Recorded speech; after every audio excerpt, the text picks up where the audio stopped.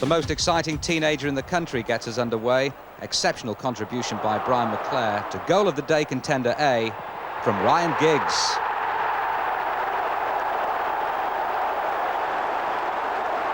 Well, here he goes again onto Mark Hughes' perceptive through ball. Then at full pelt, Giggs changes the whole context of the move. And with West Ham flat-footed and wrong-footed, Brian Robson made it too.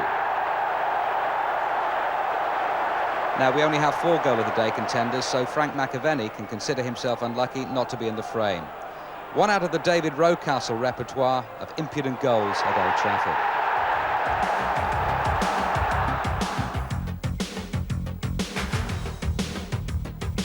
Manchester City had won their 5 previous away games in major competitions, compared to Luton's barren run of 11 in League and Cup.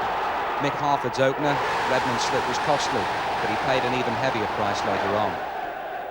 Adrian Heath's corner, Niall Quinn's height, and Keith Curle's bravery were the 3 factors in City's first equaliser. Luton going back in front when Telfer swung in a teaser, and John Dreyer got a foot in and deflected it too firmly for Heath on the line. City's second equaliser on the hour, goal of the day contender B. Quinn to Brightwell, Brightwell to Quinn, magnificent goal.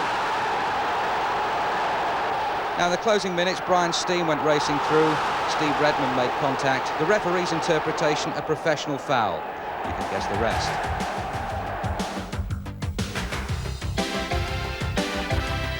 Well, maybe it is time to take Forest seriously after all, although there was a suspicion of offside about the first, and also a question as to whether it crossed the line. Teddy Sheringham's 10th of the season.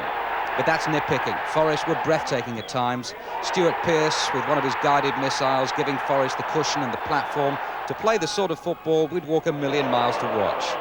Gary Charles, who looked so supple and flexible, setting up Scott Gemmell for number 3. Then another fine footballing goal.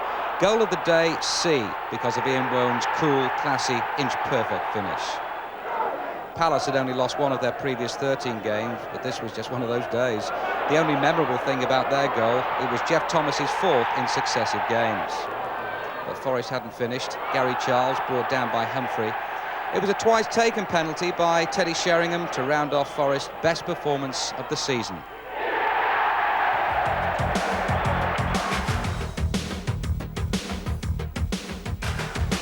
Lively stuff at Hillsborough, with Wednesday going in front following John Sheridan's free kick. Seaman's aerial block could have flown into the high street.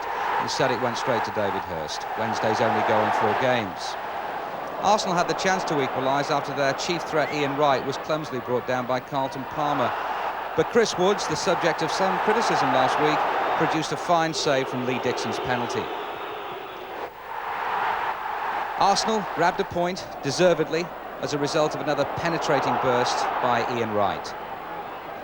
Steve Bowles' first goal for 3 years on the ground where he won the game for Wednesday last season, you might remember, by slicing into his own net.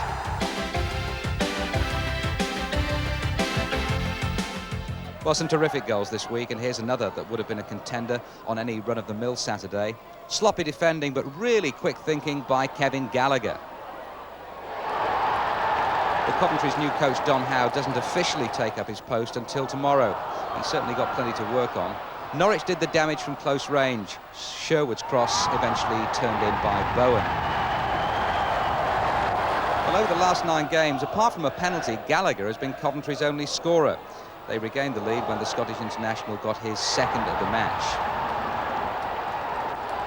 But Norwich staged a spirited late rally. Fleck and Bowen, scorers and creators at Chelsea last week, combined for the equaliser.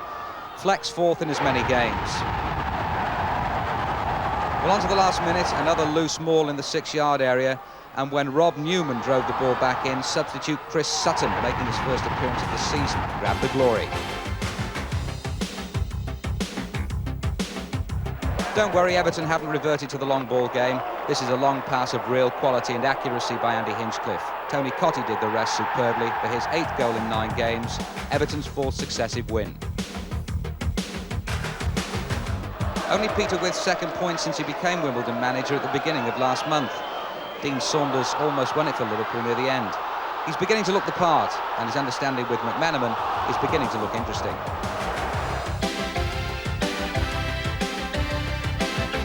The winner was credited to Brian Deane, but having seen it a few times, we're going for Kevin Gage, who crossed it in.